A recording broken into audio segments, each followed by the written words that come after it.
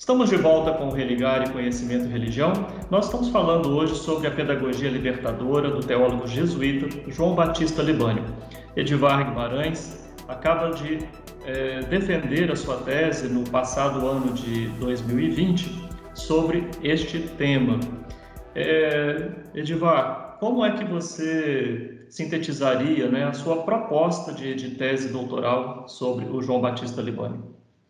Sua pergunta, ela me oportuniza partilhar aquilo que faz meu coração aquecer, meus olhos brilharem, que realmente é o que gerou o meu projeto de pesquisa. Como eu fui aluno e orientando do Libânio, quer dizer, na graduação e no mestrado, eu fiquei tão marcado por ser acompanhado, por ter sido orientado por ele, que eu falei assim, um dia eu quero transmitir isso, porque fez muito bem, foi profundamente libertadora de eu me assumir como sujeito pensante, como intelectual.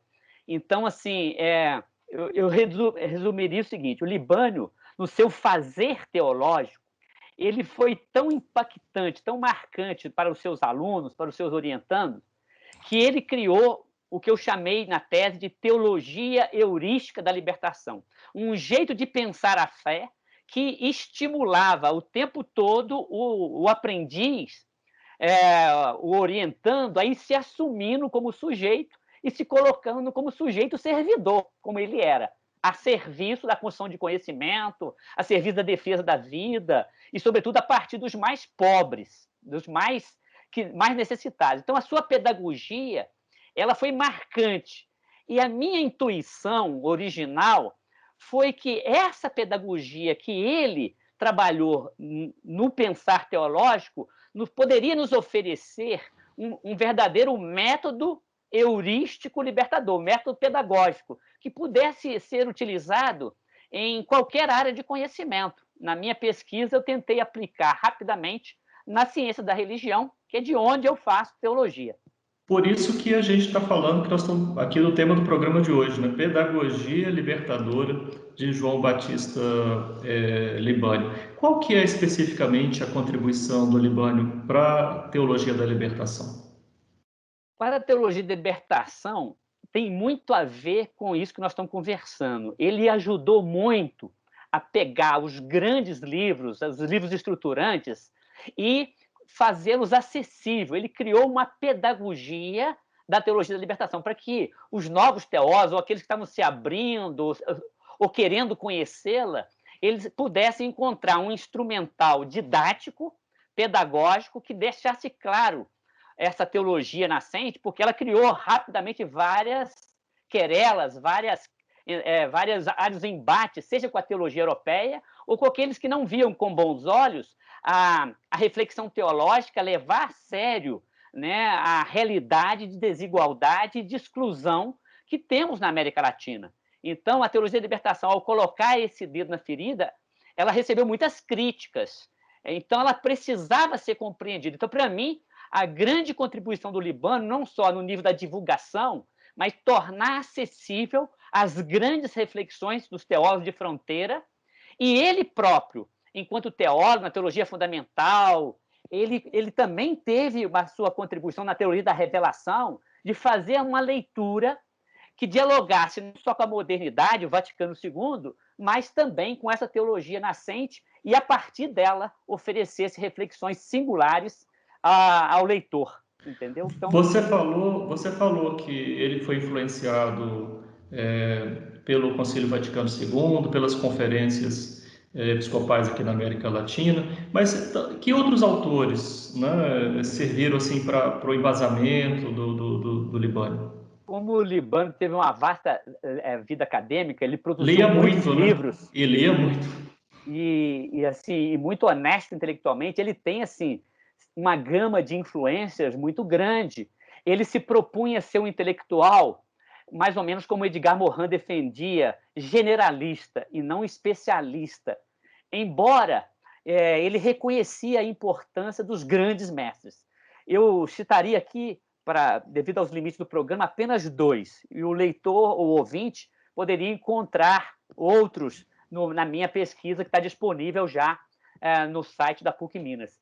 Eu chamaria no campo filosófico o filósofo jesuíta Henrique de Lima Vaz. Ele foi o Henrique Cristiano de Lima Vaz. Foi Henrique o Padre Cláudio. Vaz, Henrique Cláudio, porque tinha um irmão, né? Eu confundo às vezes o nome. O Padre Vaz foi a grande influência e o grande interlocutor, inclusive crítico ao Padre Libânio, e que lhe ajudava muito. Tem textos do Libânio sobre a contribuição do Padre Vaz no pensamento dele que são assim muito interessantes de serem conhecidos. Então eu citaria essa filosofia. Por quê? Porque ela ajudou o Libânio, que logo que voltou da Europa percebeu a importância de formar a consciência crítica. O Padre Vaz entendia sempre a consciência como consciência histórica situada. Isso lhe deu todo um arcabouço teórico para ele investir na formação da consciência crítica dos religiosos, das lideranças leigas, etc., dos seus alunos. E depois, no campo da teologia, eu acho que a grande influência assim, da teologia europeia é Karl Rahner, também jesuíta. Ele realmente marcou o Libânio com a sua teologia pastoral, antropológica, né, que levava em conta o sujeito nas suas condições. Então, ele fez uma boa síntese dessa. Agora, as influências aqui são os grandes teólogos da teologia da libertação. O Libânio os lia e os compartilhava, os sistematizava, como ele fez esse trabalho na época que ele era repetidor junto aos alunos brasileiros na Europa. Aqui ele continuou sendo esse grande divulgador de grandes teólogos, tanto peruano, né, Gustavo Gutierrez, Juan Luiz II e todos os outros, John Sobrino e outros grandes teólogos da teologia da libertação. Você fala na sua pesquisa também da influência de Paulo Freire e de Edgar Morin. Sim, eu percebi a grande influência de Paulo Freire em toda a teologia da libertação e, de modo particular, na pedagogia do Libânio, na medida em que ele, o tempo todo, tinha como preocupação, como professor, como pedagogo, de libertar o outro, que eu tomasse consciência dos seus processos, dos seus limites e os trabalhasse. Então, a prática pedagógica do Paulo Freire como prática de liberdade e a partir do oprimido ofereceu para o Libânio a chave de uma pedagogia para a autonomia. Né? Aliás, o próprio Paulo Freire tem um livro, Pedagogia da Autonomia. E o Edgar Morin, sobretudo a partir da virada do milênio, a partir de uma crítica que, na Soter, Libânio recebeu do Hugo Asman, um grande teólogo, que depois foi para o campo da educação. Soter é a Sociedade de Teologia e Ciências da Religião. Libânio foi o primeiro presidente, teve uma contribuição, ele estimulava sempre essa sociedade, e numa das que ele apresentou a conferência principal, ele deu oportunidade a receber muitas críticas, ele sempre mandava com antecedência, e o Hugo Asman fez uma crítica à teologia como um todo, ao método da teologia, que trabalhava com muitas certezas, e a época que nós vivemos era diferente, exigia um lidar com o indeterminado, com a transcendência, com a transdisciplinaridade, com mais humildade, mais leveza. Então, o Libânio ele bebeu na fonte de Edgar Morin. Ele foi para a teoria da complexidade, ele passa a citar muitos nos seus livros a partir do ano 90. Eu tive essa percepção da importância da gente ouvir uma crítica. E Libânio, por mais que ele já era um renomado teólogo, ele nunca perdeu a sua humildade de aprendiz, de ouvir seus alunos.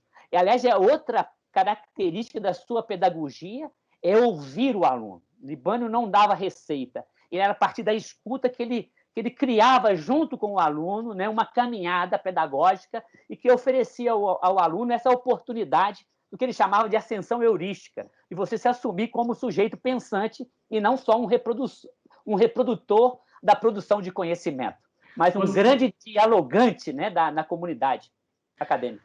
Nós temos ainda um minutinho para concluir a nossa entrevista. Você disse na proposta, né, da sua tese que essa pedagogia do Libânio ela pode ser usada em outras ciências, né? E você pretende, inclusive, que a própria ciência da religião, né, onde você se doutorou, também pudesse usufruir dessa pedagogia. O que consiste isso para a disciplina Ciência da Religião? Para toda ciência, eu disse, porque ela traz um método que responde aos desafios do nosso tempo, né? Sim, onde a gente se descobre, Libânio chamava de revolução da subjetividade. Cada vez mais o aprendiz se sente sujeito. Então, ele, em sintonia com esses grandes pedagogos que eu citei e outros, né, a escola marxista e outros que ele bebeu, ele criou um método próprio que eu acho que tem tudo a ver com os desafios da gente produzir um conhecimento como ciência da religião, que na sua identidade ela já se assume multidisciplinar. E o método Libânio ele exigia o tempo todo, por parte do professor orientador e do aluno orientando, que ele assumisse uma postura dialogal no nível intra, com os pares, com as diversas áreas, então transdisciplinar, multi e transdisciplinar. E então ela nesse aspecto, a gente vê nas dificuldades, por exemplo, de várias ciências que se propõem ter como mesmo objeto a religião e o homo religioso, o quanto que poderíamos avançar se Sim. aqueles que produzem conhecimento se ouvissem mais, estabelecessem mais intercâmbios, trocas, inclusive de métodos na pesquisa, sem esse rigor de cada um pensar dentro, especificamente, da sua área. Você que é da área da filosofia sabe o quanto é importante uma interlocução de cada ciência com a filosofia, com uma ciência com a outra. Então, Libânio apostava muito e se deixou convencer por essa pedagogia da transdisciplinaridade, né? Excelente.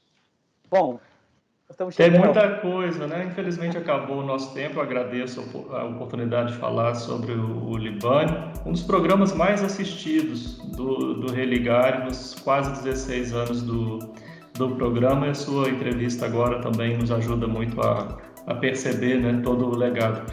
Nós somos um projeto de extensão do Programa de Pós-Graduação em Ciências da Religião da PUC Minas. Você pode conhecer as nossas atividades e cursos, inclusive acessar a tese do nosso convidado no site pucminas.br/ppgcr. Religare de hoje fica por aqui, um abraço muito cordial e até a próxima semana com mais um Religare, Conhecimento e Religião. Até lá!